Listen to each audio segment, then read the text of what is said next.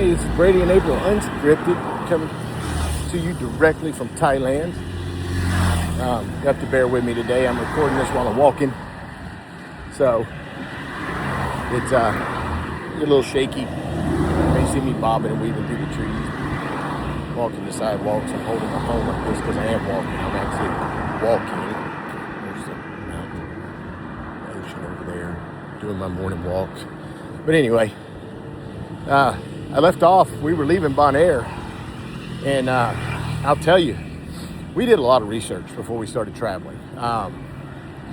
We researched places, people, conveniences, accessibility, cost, a lot of things. And at the time,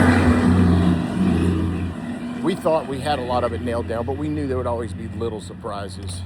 So our next stop after Bonaire was Costa Rica. We love Costa Rica. We've been to Costa Rica. I've been a couple of times. She's been several times.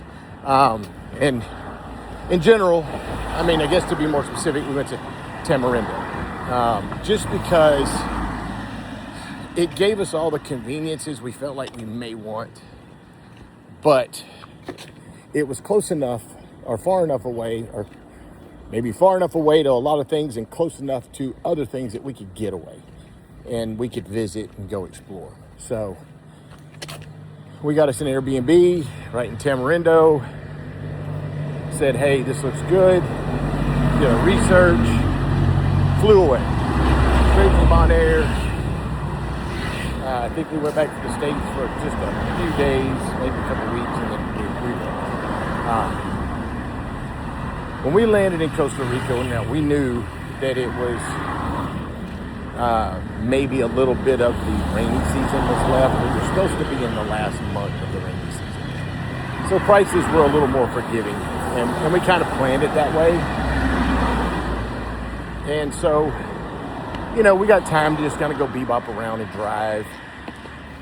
And right away, we started noticing something. The attitudes of the Costa Rican people in Tamarindo were just a lot different than they used to be. They just weren't as polite. You could be as nice as you wanted to be.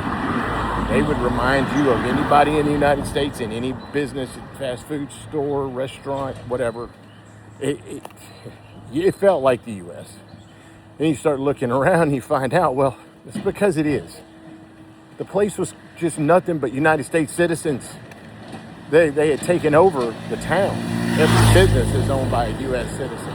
Every person that we ran into was from the U.S. Every bar was owned by the U.S.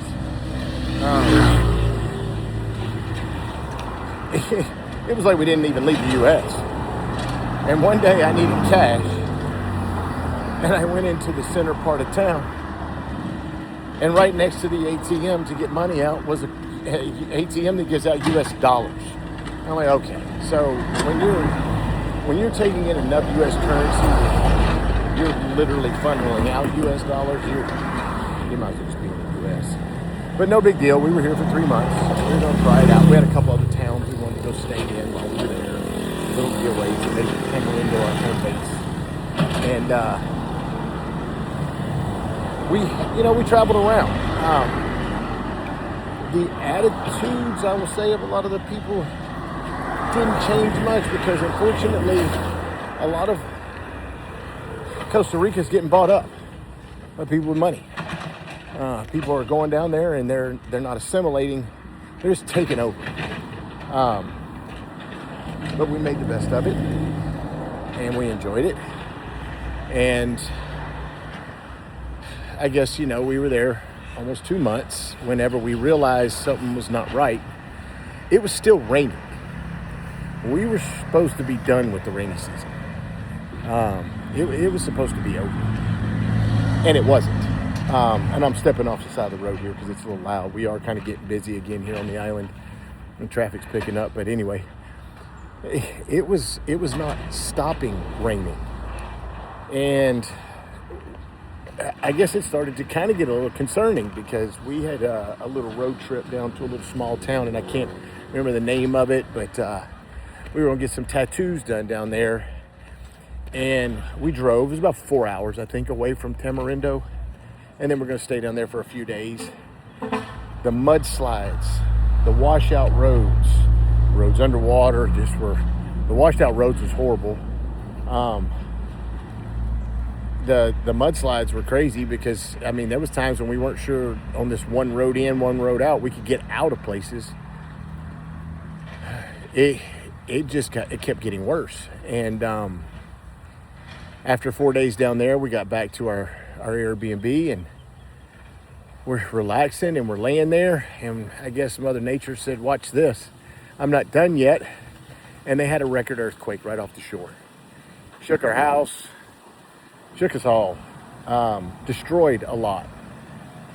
So, now we're 15 days until we fly out. We've got torrential rain still.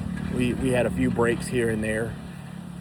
We've got, aftershocks, and there's power outages, and along with the attitudes of the people, the feel of it just being like you're back in America, it was just a kind of a cascading effect of it just was not good. It just kept getting worse. You don't really have a lot of choices getting in and out of that area. You either got to fly into San Jose or you fly into the other airport everybody flies into. I don't know the name of it, but anyway. So we made the ultimate decision to leave early and get to the hotel next to the airport, because where we were located, there's only one road in and one road out. You weren't going to get around it if they had another mudslide, that they had just cleared one and they had some bad flooding, flash flooding. I said, while we've got a free shot, let's get it. Let's get to the hotel, turn our car in, get to the hotel, and we will literally be across the street from the airport. And thank God we did, because that night, the airport shut down. The runway had holes in it they couldn't fill, cracks in it from the earth moving. It was closed. And we ended up getting one of the last rooms in that hotel. We stayed there for 2 days, and ultimately called our airline. Thank God we booked business class, because they prioritized us in San Jose, although being 4 or 5 hours away. If we could get to San Jose, they could get us on a flight the next day, and we needed to get back. Our daughter was getting married a week from then, and we needed to be back. I was actually contemplating hiring a private jet. I was going to liquidate assets to get us back to our daughter's wedding. So, I mean, it was just that bad. And I had to go back and get our rental car. We left at 4 a.m. in the morning, or 4:30 in the morning, something crazy. We got on the road, and we drove all the way to San Jose through the dark, through floods. It was just kind of one of those deals where it kind of went from to bad real fast. And Costa Rica is a great place for the right person. It just wasn't right for us. And it did give us some perspective. We needed to do a lot more research on the weather and things like that, just to kind of understand a little better what we may be running into. Because when you're stuck, you're stuck. And you better hope that you're okay being stuck where you're at. That's probably why we live in Thailand. We have a rainy season. I'm okay being stuck where I'm at. Sit inside and enjoy it. So that was an experience in itself. That was my first earthquake ever. Now, I didn't take it very seriously. It felt like a massage. I was laying on the couch. Of course, my wife, who's been through earthquakes, living in the wonderful country of California for a while, she's running out of the house saying, you need to get out. And I'm laying here saying, this feels good. So, I don't know. But anyway, we survived. So, I don't know, man. Costa Rica's not our bag.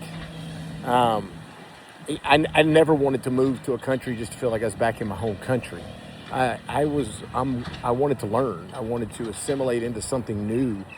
And that was not. That is so familiar. And for people who are scared, or people who don't want to stray too far away from familiarities, that would work.